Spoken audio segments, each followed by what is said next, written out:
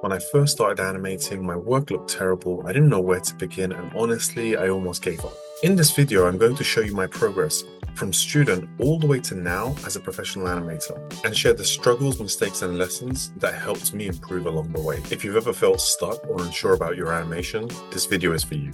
So we've started our student to animator video where I'll be showing you my old animations when I was a student and my current animations, and talking about like the things that I did to help me improve, the path I took. It's going to be an interesting video. I'm going to be seeing my shots from a long time ago that I've not looked at for a while. So let's take a look. So let's play and see what this looks like. And he's looking around. Nice little pause.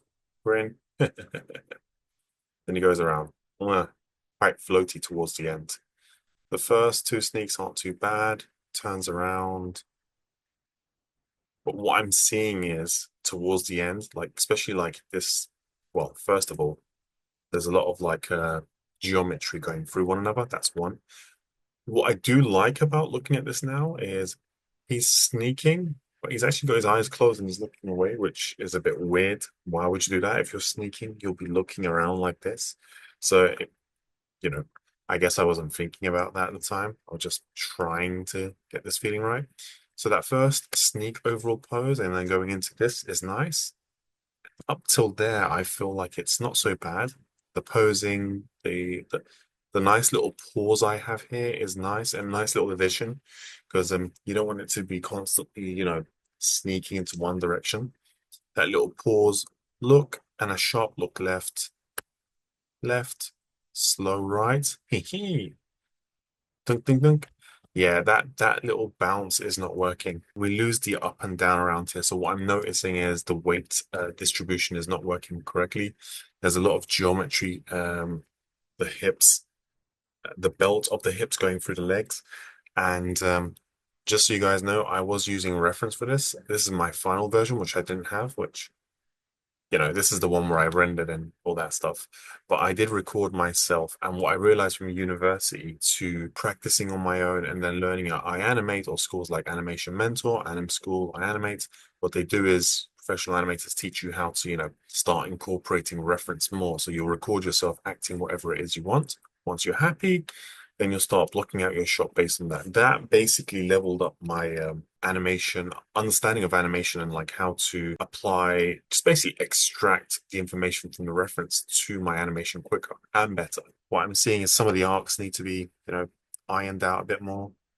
Don't like it, the arm goes like this, whereas it should have more smoother arcs. Take a look. Wow, reviewing my own shot is really interesting.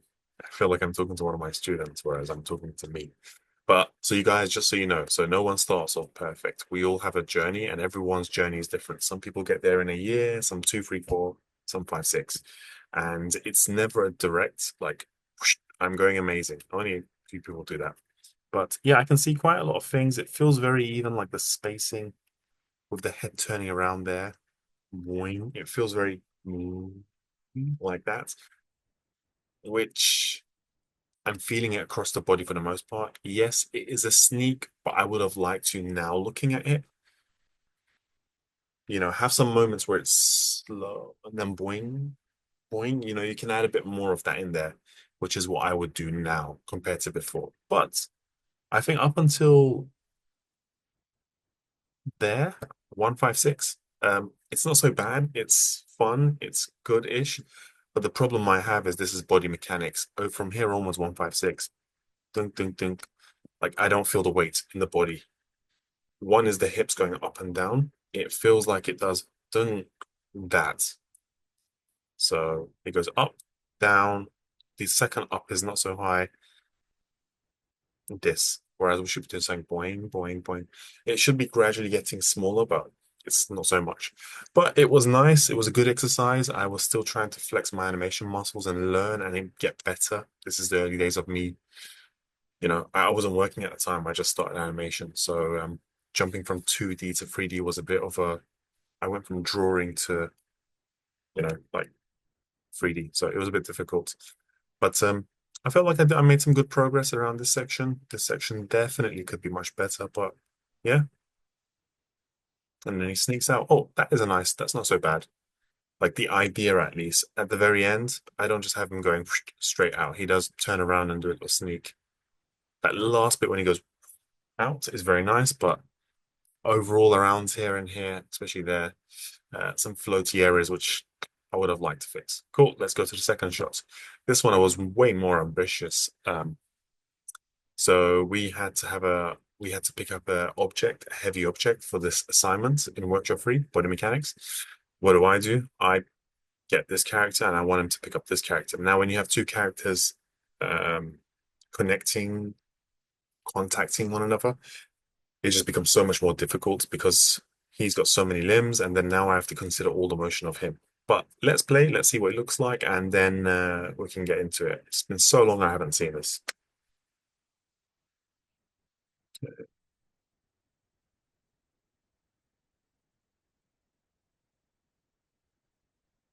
No, that's not so bad actually. So you've got Skyscraper, which is the hero character here. He's the one pulling. So I worked on him predominantly, doing all the motion with the body. The hands are IK. There's a lot of intersection and bendiness happening with the hands. So like around here, for example, when he's lifting him, it's super straight and it doesn't really feel like he's got his hands around there. And then when he lifts up, it just feels like, it would have been nice to have some small adjustments around there.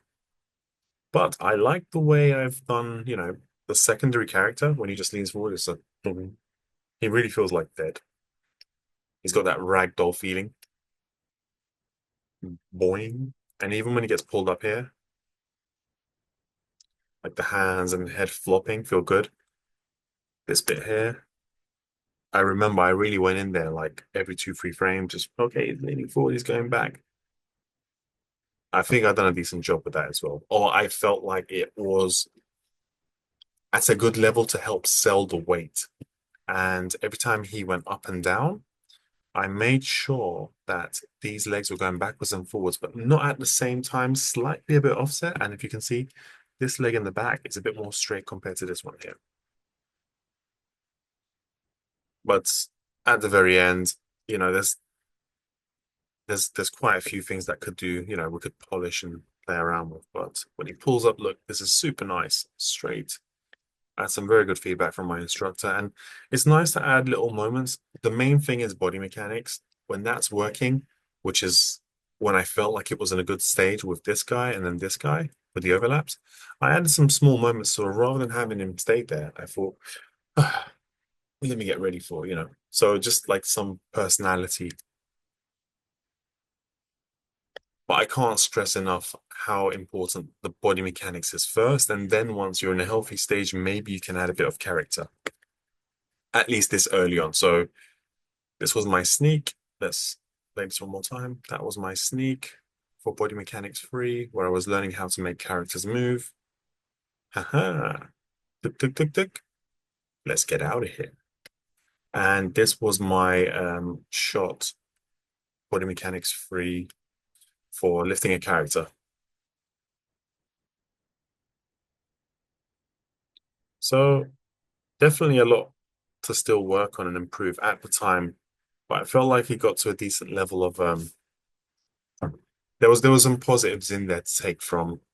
But what I realized was I started to focus a lot on, okay, when I move the body up and down, I need to make sure this guy's overlapping offsets, and the hands need to feel like this was a difficult shot because every time I moved him and made him feel correct, I had to now transfer that energy across to this guy here with his chest, head, and hands and legs. So it was a lot of work.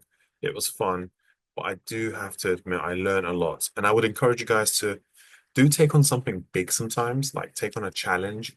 You might fail, or you might, let's not say fail. You might not get the end result you want, but then you're going to learn so much more than just playing safe. So yeah, that's kind of what I did with this one. It was either going to look horrendous or it was going to look okay, but I'm learned a lot. I'm kind of happy with having zero experience of animation and doing this for my assignment at the time. I think it was in 2011. It's like 15 years ago. Cool. Let's go. My third assignment. It was the run. So I had to have a character run. And of course, Fatih wants to add more than just a run. He wants to put a dog running there. So I put like a camera move. But the main thing was when my character runs into the scene, I didn't just want him to run and turn around like he's on a track, you know? I didn't want it to feel very linear, like it's just a T-pose moving around. So what I did was I wanted him to run so fast that as he's turning, because there's a dog coming from here, he slides and falls onto the ground, and then he has to regain control. Again, I gave myself a lot of work, but yeah. What I'm seeing here is when he runs in, it's not so bad, but as he turns, there's very big spacing there, this section. If I look at the belt, so that's something I would just look into, and I'm noticing now. And when he drops, I think getting up is not so bad. Like once he gets up, like this whole thing when he's getting up, and even like I think I've got some nice stuff in there in terms of when I'm looking at now. This hand hits the ground, slides across, which would happen. Once this hand stops, this hand adjusts there. So I think after the slide, getting up is not so bad. There's some nice stuff in there.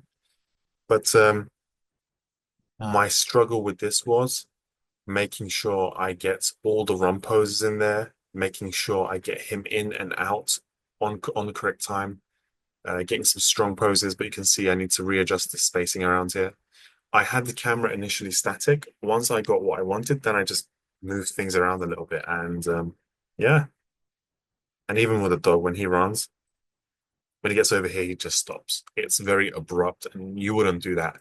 You would have a bit of a slide or, scramble there. He just goes whoosh and stops. Not the most prettiest, but you know, for my first run, it's you let me know in the comments, guys. What do you think of my shots? Uh, you can be honest, like say, oh, it sucks. It's not so great. So, what do you think of my sneak? What do you think of my picking two characters, like the hero guy picking this guy up? And what do you think of, the run, the dog chasing? So these were my first shots over 15, 16 years ago. Okay. And so like once I passed my mechanics, I came into acting. I'm gonna, hide the audio so YouTube doesn't stop me from playing this. So two guys acting, one with a gun.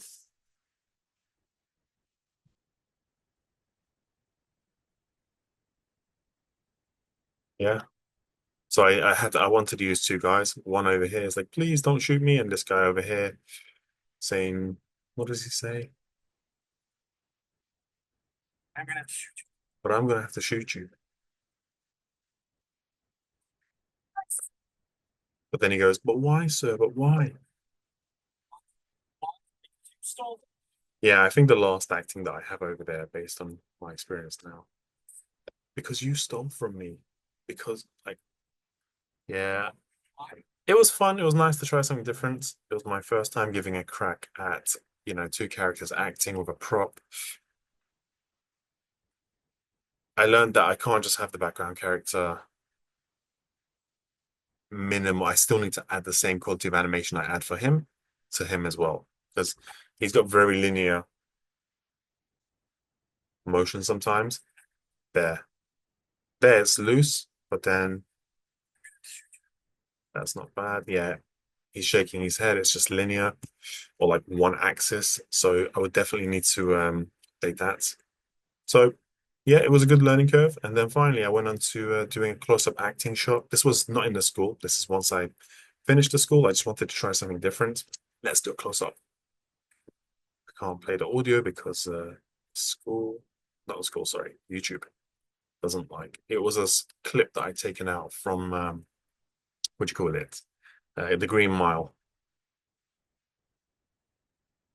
So I wanted to play around with the face, the eyes, the lips. My lip sync, you can see, is very it's flat. It doesn't have those shapes that I add in now. But I think just if you look at the eyes, that section, I was able to, even at that time, I was able to get a good amount of eye darts, blinks, turning around, using the eyebrows to move around, get that emotion. like he's looking, but those little eye darts that you add in there really help you sell you kind of remembering, reminiscing things from the past, and just generally keeping the motion of the character slow, but not flat. So I think there was a decent level of that. I did realize that initially I kept this bit quite still, not much movement. But then as I looked at it, I had the head moving around with hardly any motion around here. So I started adding motion, but then I thought, as I'm acting it, I'm like, I'm using my shoulders. So I started to add these guys in more and more as well.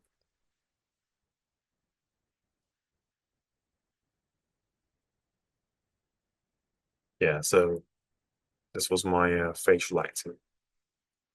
Yeah, so it's just a small little up, down. Cool. And then I wanted to explore into these are all like as a student. And then I wanted to explore doing some cat creature animation. I used a reference for this, mixture of references. So for the going up, I used a reference. For the going down, I used a reference. For the walk, I didn't use reference. So when he's walking around doing this, it was just looking at references and okay, like the back leg goes first and the left leg and just figuring out the locomotion. But for this jump and for the coming down, I used reference as in like it was in my scene. And you can tell the difference. The moment you use reference in your scene whilst, blocking, it just makes so much more difference. I think that's not bad when he walks and rubs himself against that prop in the middle of the scene there. That's not too bad. But from here onwards, look, don't you can just tell it's just another level of detail because you know exactly when his or her paws are on the wall, when he's jumping, how he moves, and where his tail is. What I did do is I did exaggerate the tail, like when he does jump up here, I did make sure I turn the tail around. When he does jump down, like when he sits just before he jumps and he wiggles his tail, that's something that I added in there. Like getting anxious, nervous, ready to jump. So there's some stuff that where, use the reference, animated myself. When he's waiting here, I added extra little things to the tail. So you can see I'm gaining confidence in like all the stuff that I've learned. And, I'm coming to a point where I'm like, oh, okay, I can add a bit of this, I can add a bit of that. And yeah, let me know what you think of the cat animation. Let me know, like from all the stuff that I'm showing you guys, which one's your favorite. And now I just wanted to do another test with a creature. With the cat stuff, I gained some confidence. I'm like, oh, okay, this is cool. So I'm using one-to-one. This is very VFX. So you'll have a prop or a rig, and then you'll have your reference that you've picked. And I'm just trying to put very small details. And at this point, I'm able to extract the motion from the reference. But I understand that when I move this beak, there's an effect around here, there's an effect around here, and it affects the feathers and the up and down. So I'm now at this point, I'm starting to really get confident with weight and mechanics of just things in general. When I look at the reference, cool, he's completely black. You can't see, his head, neck, chest, and all that kind of stuff because he's covered in feathers. Sorry. But I understand to a certain degree because I learned my bouncing balls. I've learned all these body mechanic stuff that helps me see through the feathers that he has. So this was really fun. Didn't take too long. It took me like a day to do this. That was super fun. Cool. At this point now, I let's fast forward 10 years now. So those were my animation stuff in 2011. This is now in 2021. Oh, exactly 10 years. So here's me now doing reference for the shot I'm going to show you after this. I'm walking. Hey man, that's the me from 5 years ago. I've got a bigger beard. So cool. I'm doing this acting, and this acting is for this guy here. So this is from Under the Broadwalk from Paramount. And I mean, it's not too long, so I can play the audio. What are we doing here? How many claws must be lost?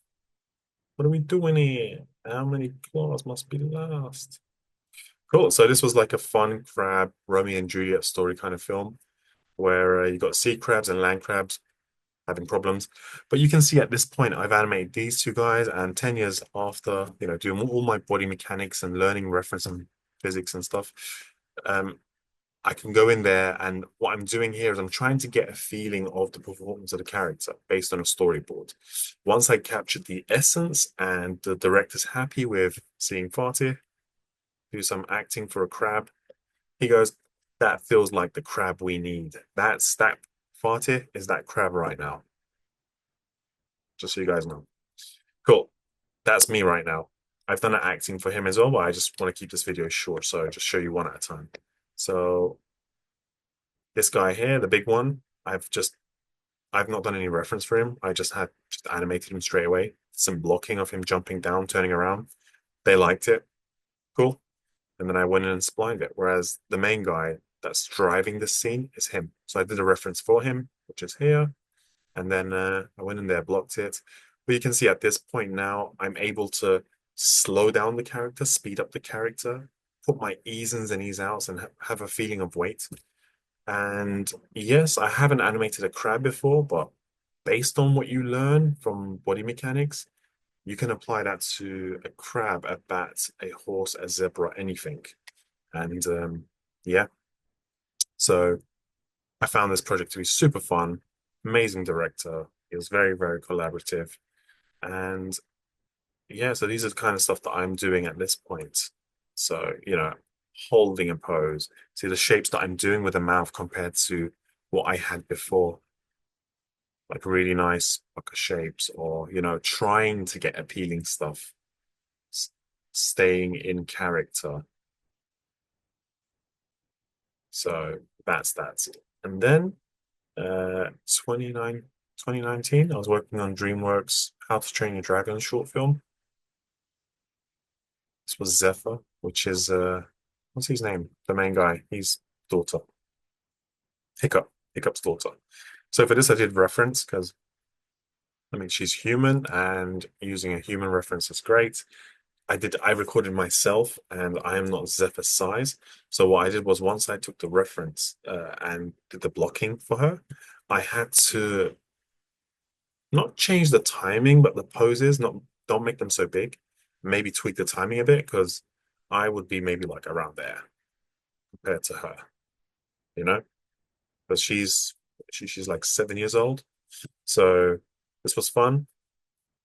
I'm obviously using a prop. I'm holding a prop from one hand, moving on to another. At this point, I'm really confident with like using constraints, holding a constraint on one hand, moving it, passing it onto another one.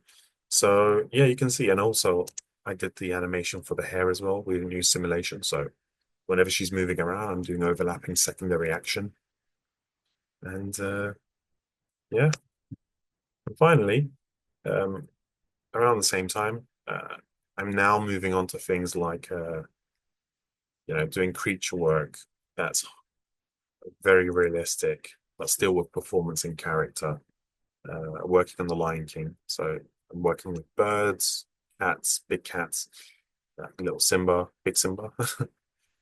This was super fun. Really like looking into this show showed me like looking into reference at another level, like the super detailed stuff. So for example, when Zazu is coming down, he's flapping his wings. But then what does the tail do when this kind of a bird comes down? I think they call it a billhorn. Um, and when he lands, just making sure this guy's offset, they're not the same, doesn't feel like a cycle. And then when he does come down, this one wraps before, so making sure we put offsets and detail. And even with little Simba, if you look at his ears, we always add little flicks and stuff. Let's play, yeah, around here, some point. Flick, there we go. So we're adding small little details to our animation to make sure it doesn't feel like it's you know, a cycle or a loop. So from here, from my journey, what I've realized, guys, is performance is great to have, and you'll learn performance. Really focus on your mechanics. Making sure something moves believable and has weight is the basis for everything else. So when someone says to you, improve your body mechanics, what they're really saying to you is improve your animation. Body mechanics is a technical term for just animation. So, because the moment you go from basics to body mechanics, after body mechanics, it's all performance. That basically means now you can animate to a good level or to a believable level.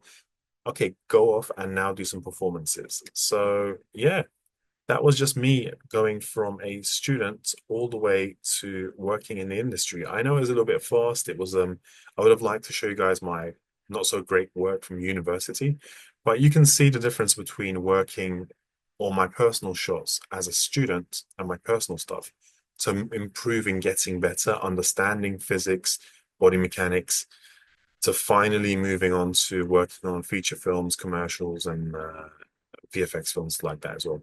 So, yeah. If you're serious about improving your animation, check the videos on the channels, join the live streams or rewatch them, or dive into the playlist which I put together, which include fundamentals, body mechanics, posing characters, and much more, so you can focus on one area at a time to not feel overwhelmed. Pick the skill you want to level up, hit play, and start your animation journey today. If you found this video helpful, hit the like and subscribe button, and I'll have much more to help you improve. Thank you.